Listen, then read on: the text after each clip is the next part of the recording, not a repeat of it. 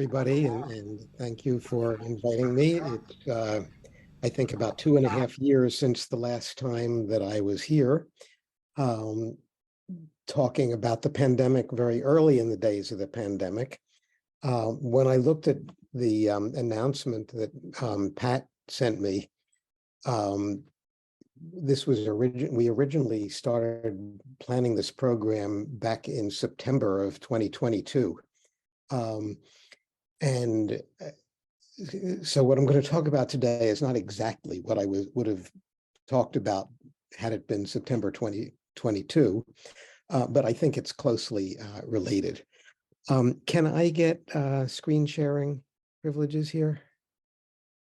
Here, okay. There we go. Okay. So what I'm shifting to is this. The pandemic, we are told, is over.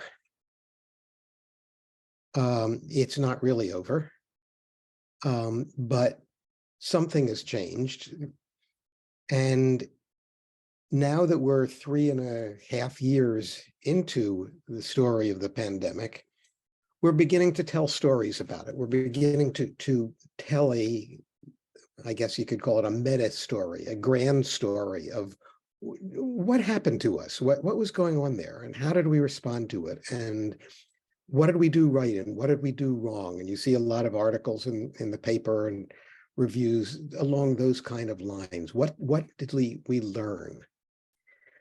But of course, you learn if you start out with a basis of understanding of what it is that you were to learn from. So we know what the story of the pandemic was. Hold on a second, I'm doing this not quite right here. Here we go, okay.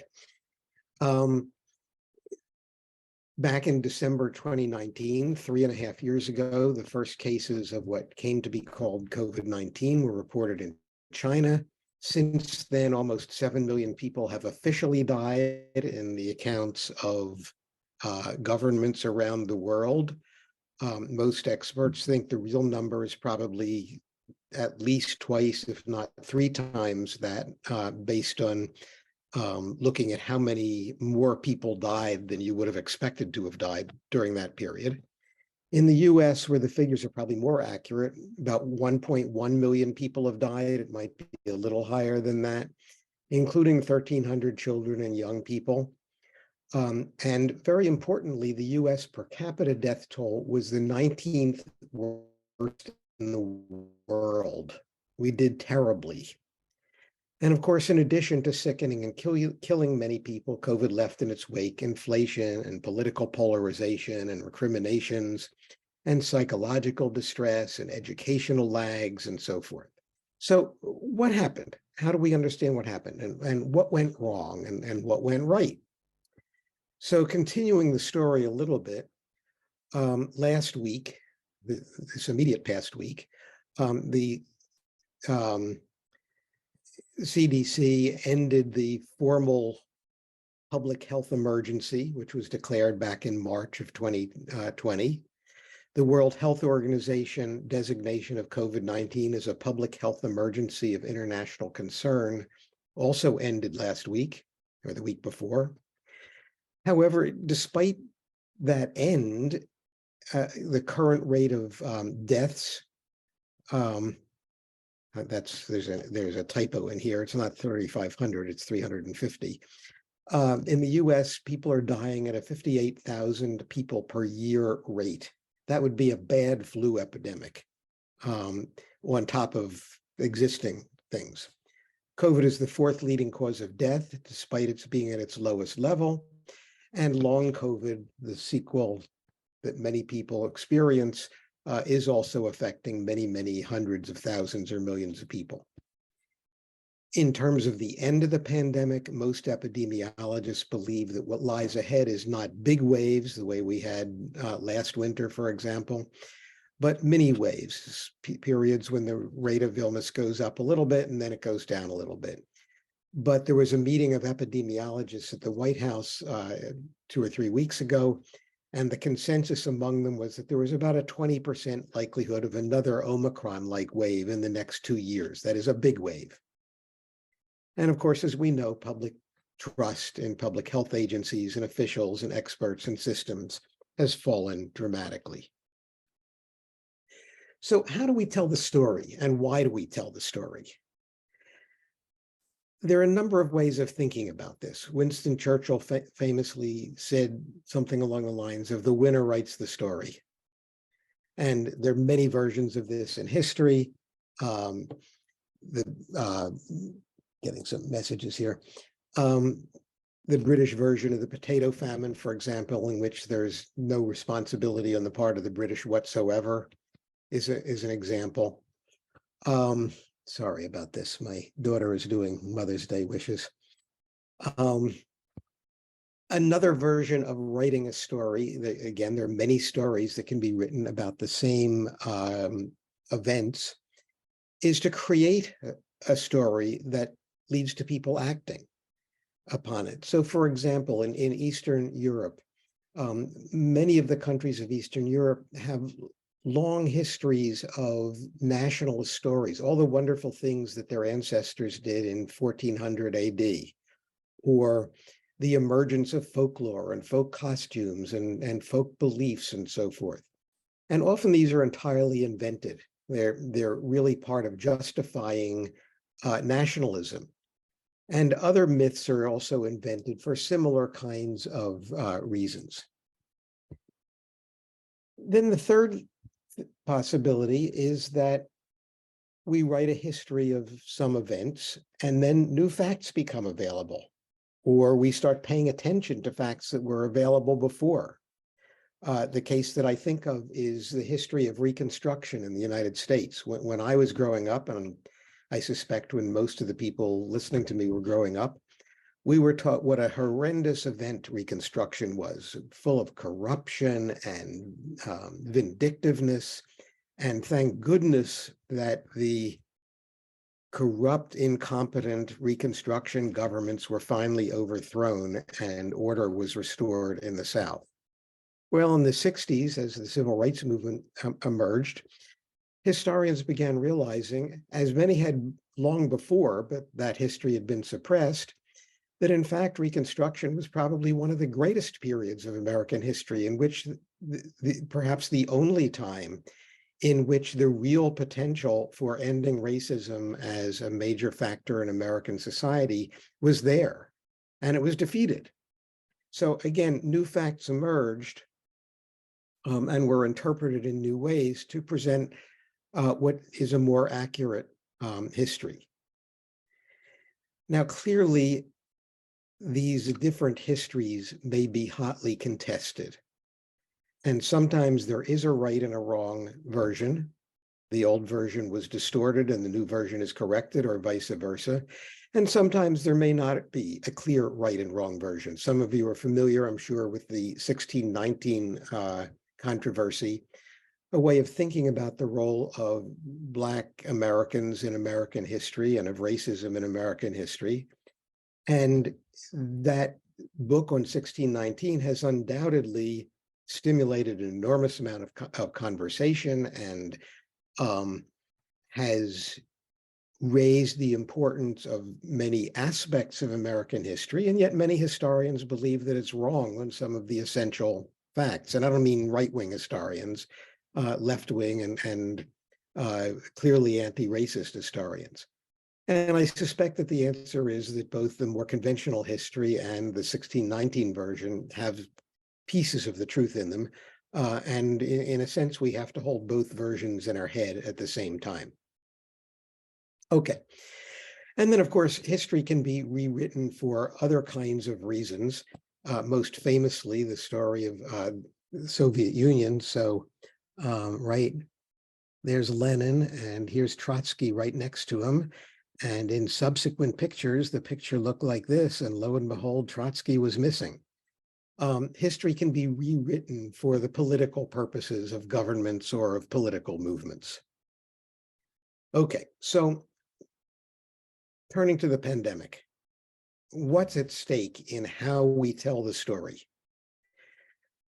The first piece is coming to terms with a historic disaster. I wrote a piece that was in Slate a few months ago on the lab leak controversy, the question of where COVID came from, and I'll come back to that in just a moment. But I argued that the debate was in many ways irrelevant because the real issue was how to prevent future pandemics, and that we already really knew the answer to that.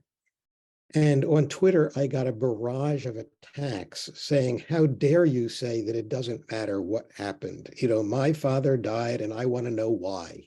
And I think that's a legitimate concern. It's not the only concern, but it's a legitimate concern. So how do we come to terms with a disaster such as the pandemic? What do we know about what happened that will affect how we act now? I go into the supermarket and I'm the only person there wearing a mask. Is that a good thing? Am I the one who is crazy? Should other people imitate me? What can we learn from the past to improve the response to future pandemics? What did we do right and what did we do wrong? How can we prevent ourselves from simply fighting the last war if there's another pandemic? What happens if the next pandemic is not borne by aerosols, but is borne by droplets? What do we do? Do we close schools again, and so forth? What can we learn from the past to prevent future pandemics? As I'll describe in a moment, most experts think that the likelihood of a COVID-style pandemic certainly in the next 25 years, is better than 50-50. And it may be that it's better than 50-50 in the next 10 years. So what can we learn from our history of COVID to prevent future pandemics? What were the failures and successes of public health policy? What did we do right? What did we do wrong? What kind of social policies need to be changed to make it more possible for us to do better in the future? And then finally, there are political concerns involved here, political agendas, bashing China, and so forth. So how we tell the story matters. And I think so some of the pieces of it become then, where did COVID-19 come from? Was it a lab leak at the Wuhan Virological Institute? Or was it transferred from animals in the Wuhan wet market? Why did the US do so badly in combating the pandemic? Was it Trump or Biden's fault or Fauci's fault? Was it well-intentioned errors by the CDC or the Food and Drug Administration? Were there systemic issues? What about the lockdowns? Did they save lives? We know they had an economic and social impact. How do we weigh their virtues against their vices? And even that phrase, lockdowns, did we ever have lockdowns? Incidentally, the answer to that one is no. Many other countries had lockdowns where you literally couldn't leave your house. You were arrested if you did. And we never had that. But the shutdowns is probably a better word. What about mask mandates? Did they save lives or were they an imposition on freedom? And what should we do now? And school closings, were they justified? What were their impacts? Can they ever be justified? What are the costs that have been borne by children and adolescents? Some more issues. About 34% of the US is both vaccinated and boosted. Boosted meaning having one booster shot. Why is it so low? Were we misled about vaccines? Are they effective? Do they have deadly side effects? What made the response become so politically polarized? Why is there so much mistrust of public health officials? Did they do something really wrong? Or is it all hype? Or did politically motivated attacks limit the effectiveness of mitigation efforts and lead to the mistrust? What about the inequalities of COVID? Was it simply what you'd expect in a country that already has very major inequalities? Did it reveal new ones? Was inequality not only an effect of the pandemic, that it felt disproportionately on different groups, but did that inequality actually worsen the effects for everybody? And then the deeper questions: what do we owe each other by way of care? What are the limits of freedom and of liberty and of empathy and of social responsibility? And what are the relationships between them? Was any of the public health response necessary? People often point to what happened in Sweden, where, at least in one version of the story, they simply decided to let the pandemic roll. How did they do? Should we have done the same thing? Okay, so I want to talk about two or three different particular pieces of this debate, how the story is being created. So the first is the origins of COVID. Where did it come from? And the two big contenders are that it was transferred from animals at the Wuhan marketplace, is one version, that it was what's called a zoonotic episode, that it was transferred from animals. The other is that it was the result of research done at the Wuhan Virological Institute, which is about 8 or 9 miles away from the wet market. And there are many different versions of that, ranging from it was a germ warfare research, to viruses that were in the lab somehow escaped, to, that is, somebody who was doing lab work got COVID from them and then went out into the market and infected other people, or that bats that were being kept in the Virological Institute escaped, and that, yes, it was animals, but it was animals that had been deliberately captured for research purposes. Or that simply in the course of doing research, a researcher caught COVID because they didn't have proper procedures and then went out and infected others. So why are we interested in this whole issue? Well, the participants, the proponents of the lab leak usually say what's at stake is preventing future pandemics. Although in addition, there's the coming to terms with this terrible history, and there's the question of assigning blame and acting on it if that is possible or relevant. But it's a weird debate. It's often portrayed in the media as a debate among scientists or a scientific debate, and it's not.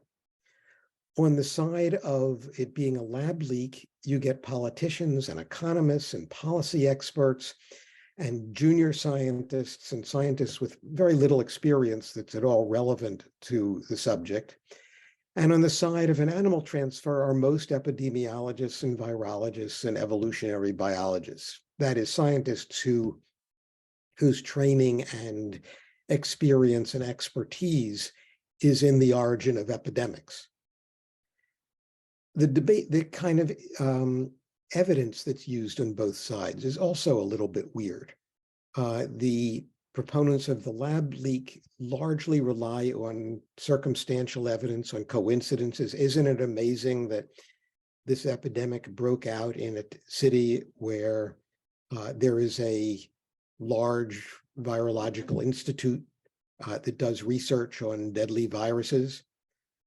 And on the other side, histories, people present genomic evidence and spatial and temporal evaluation of cases as they emerged, the natural history and evolutionary analysis of the coronavirus, what animals were present in Wuhan, and so forth. And it's also an argument that's characterized by charges of bad faith and conspiracy theories and intense politicization. So, whoops, why isn't this going here? There we go. Okay, so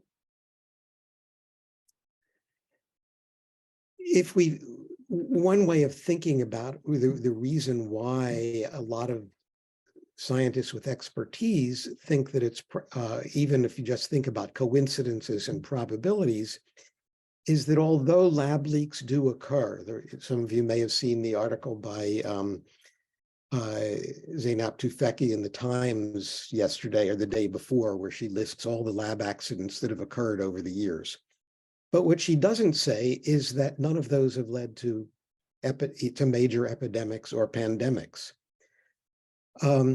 Since 1973, so half a century, At least 55 outbreaks of infectious disease have killed hundreds or thousands of people. These are the outbreaks of disease that potentially could become pandemics. And with the exception of the Russian flu almost 50 years ago, every single one of those was from a disease originating in animals or was an exacerbation of a previously endemic disease such as malaria or cholera. By contrast, although there certainly have been lab leaks and individual people who've gotten sick and a tiny handful who've died as a result of lab leaks, nevertheless, these are infrequent and even rare in recent years. The graph over here shows the number of spillover events, that is, diseases coming from animals directly to people, not lab leaks. And you see it starting in 1960, and you see it just steadily rising. So this is the point of COVID-19, and you can just see this dramatic increase in the number of spillover events, which is not matched by a dramatic increase in epidemics coming from lab leaks. So just a priori, it seems much more likely to be zoonotic transfer, but the debate goes on. And the bottom line is we don't know for sure where it came from. There are very, very few scientists on either side of the debate who would argue that tightening up lab protocols is not important. I'm not sure about intervening in the zoonotic ones, that certainly the lab leak proponents never talk about it. Oddly enough, although an overwhelming majority of scientists believe it was spillover, 2/3 of Americans believe it was a lab leak. So the story that has gotten told, the story that has triumphed, is that it was a lab leak, even though most scientists and an overwhelming majority of scientists with any expertise in the area believe it was spillover. So we have this difference between the story that most people believe and the story that scientists tell. Not surprisingly, the fact that there's that disagreement increases mistrust in science and scientists. The belief that it was a lab leak does the same, and the whole thing feeds hostility to China. So this is a peculiar story. We have a mystery about a piece of the history of the pandemic. Research is being done on that. The research has overwhelmingly led in one direction, and yet the story has led in a different direction. And so the question we have to ask is why? What's really going on here? What's at stake? And I think it has to do with political gain and with conceptions of the role of government. Okay, let me address another issue, the issue of school closings. So you read article after article about the devastating decline in children's academic performance, the devastating impact on child and adolescent mental health of closings of schools, and the disproportionate impact this has had on Black and Latino children. So that's the story that has emerged, that school closings were a disaster. So were they a disaster? What's the reality? And it turns out the reality is much more complicated. So let's start with academic achievement. So these are those national tests that are given every 3 or 4 years and that always make headlines in the paper. And you see, this is the 2019 8th grade results in reading. And it was 263, it fell to 260. Here's math, 282 went down to 274. Here's the history scores that were released just last week, I think it was, that went from 263 to 258. You know, there was a substantial decline during the pandemic years. This is from 2019 to 2022. So the battery of tests that were administered just before the pandemic to those that are delivered recently. But look at the graph more carefully. So look at reading. Here's the decline during the pandemic, but it had declined from the 3 years before that as well. Here's math. It had declined during the pandemic, but it declined by not quite as much during the years before. Here's history.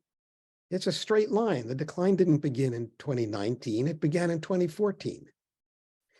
So if the decline began 3 or 4 or 5 years before the pandemic broke out, then you can't simply blame the pandemic for the decline since then. Something else is going on. And there are many reasons that we can look at this. Test scores, it should be said, are an imperfect measure of reading and math skills. Education is about more than reading and math skills. We know that during the last 3 years, there were school closings, particularly in 2020, 2021. But there were other things going on during those years. Children lost their parents.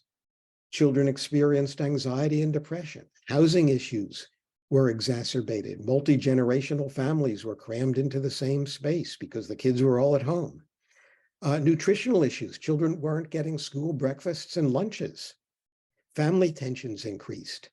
Children couldn't get medical and dental care, when there have been many studies that have shown that lack of medical and dental, that poor health in one form or another is associated with poor learning. So was the decline the result of the closings, or was it of the other impacts of the pandemic? And then we know that there is, of course, a vigorous debate about schools and where are schools failing and so forth. But schools are only one factor, even in academic learning, and that poverty and family factors are actually turn out to be more important in explaining how well children do at school than characteristics of the schools themselves. Oops. If school closings were the cause of the decline in academic achievement, measured by those tests of reading and writing, and again, those tests may be somewhat problematic, if closings were the cause and not these other factors, then we would expect that the longer our schools were closed or used hybrid, either remote or hybrid methods of learning, the greater the losses in educational achievement would be. So this is a study that just came out a few weeks ago, showing in which what they did was they looked at school performance in the years before the pandemic, and they developed ways of predicting them in terms of the percent minority and percent poor and the history of schools and various characteristics of the schools and the communities and so forth. And so they used that to predict what the scores should have been in 2022. As I said, we already know that scores were declining. And then they plotted in these graphs the percentage of the year spent in remote or hybrid learning and the scores. And they looked at thousands of different school districts. So each of these circles is a different school district. The size of the circle is how many school districts were in it. And so this is reading, this is this is math, and this is reading. So what I did is I superimposed, the blue is the original graph. I superimposed on this red line here and here, which is a kind of an approximation of the average score. And I just drew it for, I eliminated the 20% of schools where the students did worse and the 20% where they did best, on the grounds that those might be sort of weird one way or another. And I plotted the average, and here it is, and here it is. And what I want you to notice is just that it's not a dramatic change. It's not a change from here to here. It's a change from here to here. It's this much of a change. It's not non-existent, but it's not huge. Again, we're complicating the story. Well, what about the mental health effects of school closings? There have been reports of rise in teen anxiety and depression and hopelessness and sadness and suicide and drug use and alcohol use. And schools have reported an increase in misconduct and disrespect for teachers and staff and rowdiness and absenteeism.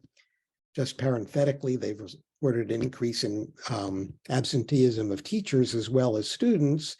And you wonder whether some of the things that they're seeing in students, rowdiness, for example, is the fact that they can't find substitute teachers, or the classes are larger because teachers are absent so much. Weekly emergency room visits among adolescent girls increased for anxiety, trauma, and stressor-related problems, eating disorders, tic disorders, and obsessive compulsive disorders, looking at January 22 compared to 2019. And in 2021, the second year of the pandemic, 1/3 of US teenage girls seriously considered attempting suicide. It sounds like the school closing and the pandemic was an utter disaster. Well, let's look at some other pieces. Again, mental health related visits to emergency room by children and teenagers was soaring for 10 years before the pandemic. So we can't simply look at the pandemic changes as the changes that occurred during the pandemic years as due simply to the pandemic. Here's the percentage of high school students who attempted suicide. Remember that thing about suicidal thoughts? 2009, 6.3%. By 2017, it was up to 7.4. By 2019, 8.9. So it had gone up by 35 or 40% in the 10 years before the pandemic. So then what about during the pandemic? Well, here's that rise. A steady rise in suicide rates by children and young and adolescents. And here's what happened in the pandemic. It didn't go up. It actually went up a little bit the first year, and then it went down.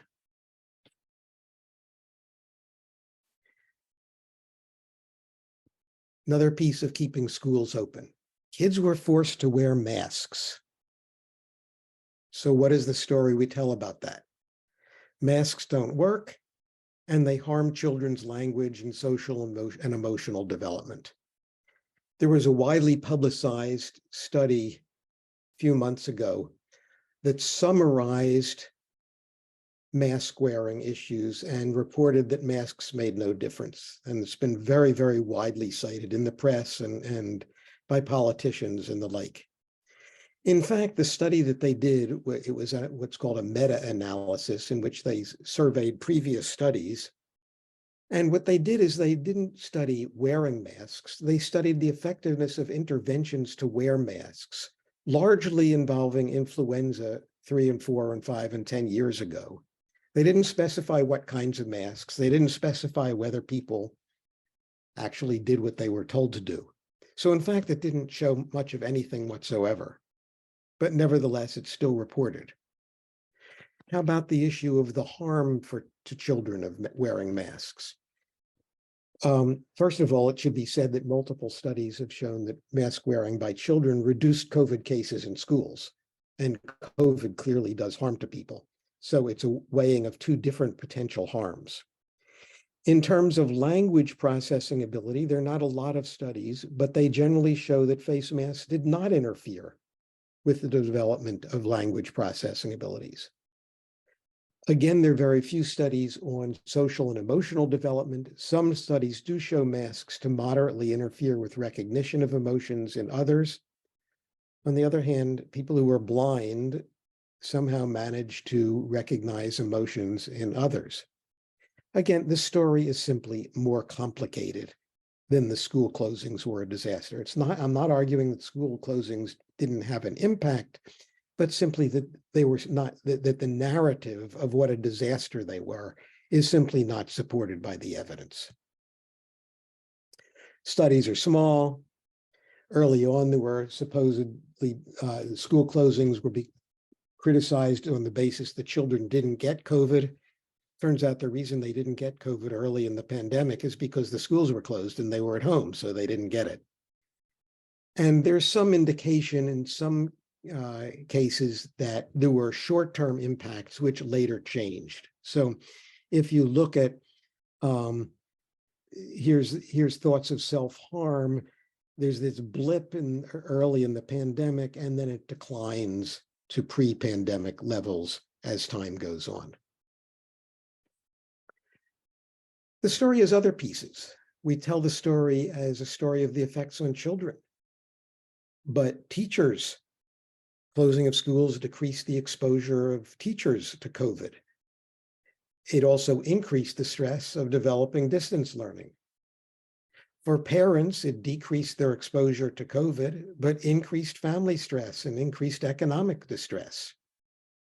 For employers, it increased the distress of not having staff available because people couldn't work.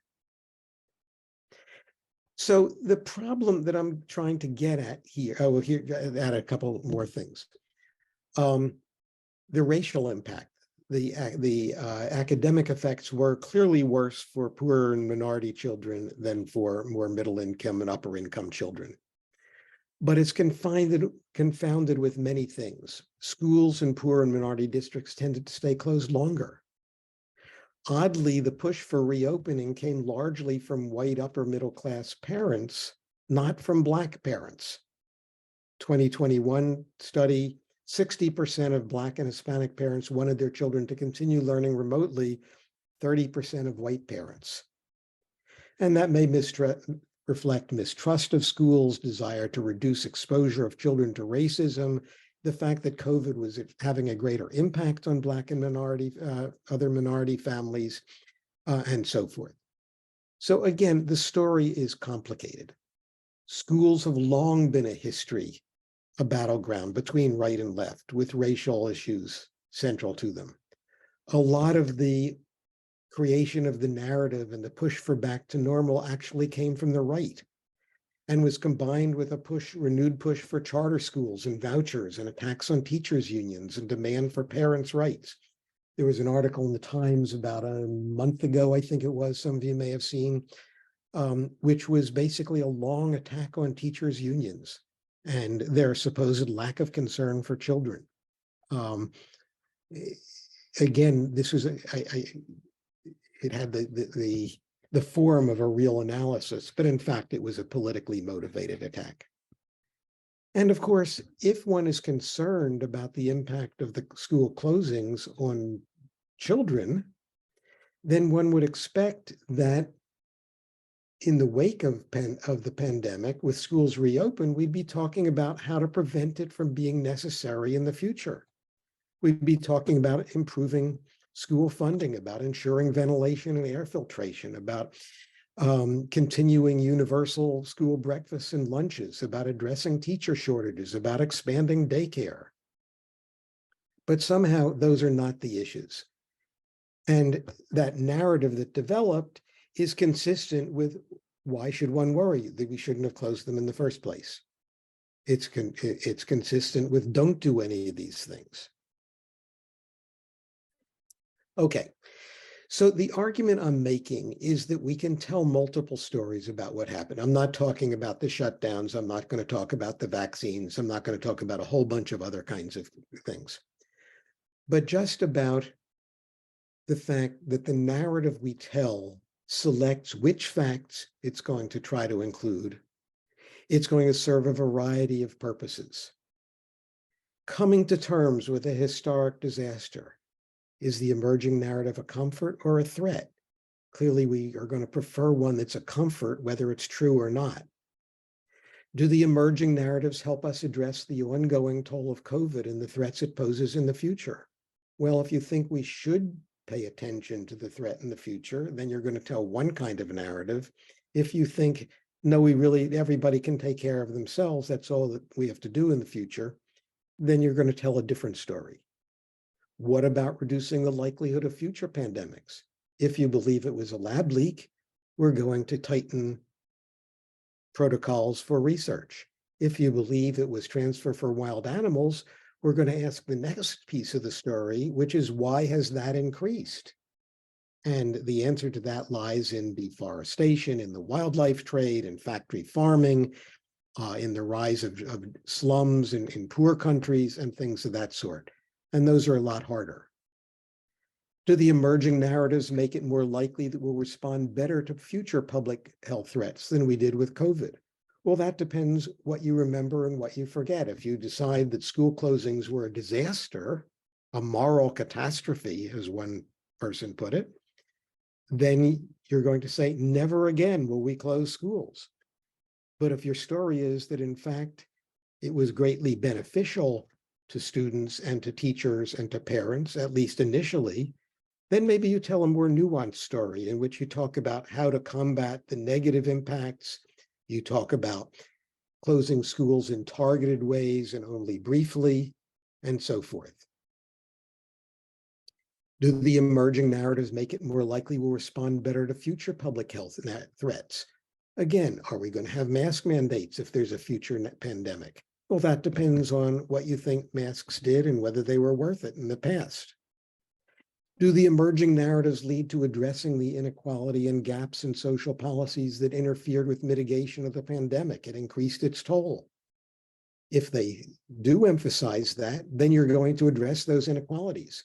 If they're not, then you're going to cut back on spending for those same social programs that may have been relevant. What are the political implications of the emerging narratives? Who do they serve? Do they create more political polarization? Do they facilitate or impair future responses? Do they exacerbate tensions with China? What do they tell us about American society and culture? What do they tell us about freedom and anomie and selfishness and individualism and empathy and social solidarity? All of these are at stake in the narratives of COVID. And yet, as I'm suggesting, there are multiple narratives and more subtle narratives possible than the ones that have been actually emerging. So at that point, I will end. And how do I get out of this here? Stop share. That's how I get out of there. Okay.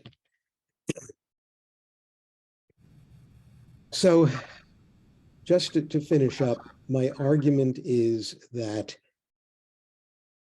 the last year or so has seen the rapid creation of narratives about the pandemic, but they are far from the only possible narratives that we can have.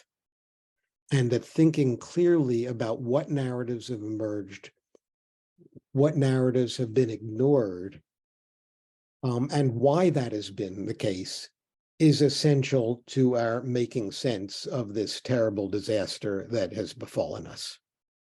And at that point, I'll end. And again, thank you for your attention and for being here. And if there are questions, I'll be